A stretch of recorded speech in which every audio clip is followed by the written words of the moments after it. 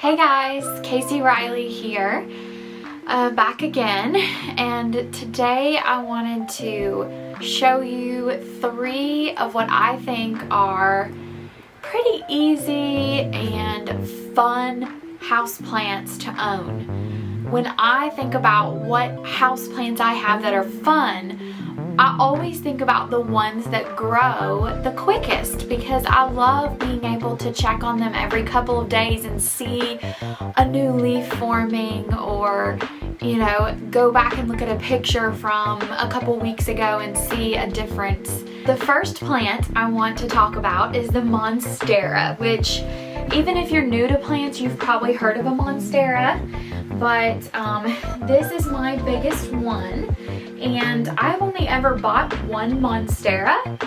Got this from Lowe's a little over a year ago, and I've already created 2 other plants from this one, and it just continues to spit out new leaves.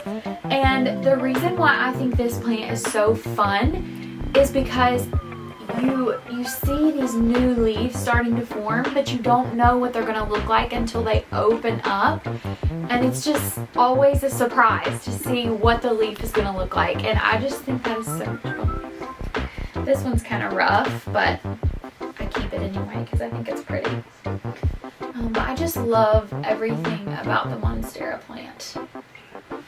The second plant that I wanted to show you guys is this Syngonium. And honestly, I'm not sure what exact variety this one is. I just watered it this morning because it was actually kind of drooping a little bit, which is how I know I need to water it. And I just watered and fertilized it this morning. But is this not the most fun plant you have ever seen? I just love the way that it moves, and I don't know if you can see just all the tiny little growth in this plant and just the new growth that continues to show. And I will insert a picture here of what this plant looked like when I first got it. And honestly, this year it has just exploded, and it has just become one of my favorite all-time varieties. And this is the only Syngonium that I've ever had, and I adore it. Absolutely adore it. As there are just a million little things that are going to start dangling down over the sides. But I just love this plant so much. I just love the little pink, like the color of pink that you can see. I don't know if you can tell in the video, but I'll insert some close-up footage because I want you guys to see just how beautiful this foliage is. And it's so thin, and I have this outside, and sometimes I worry because it blows in the wind, and I'm always afraid it's gonna hurt the leaves, but it never does.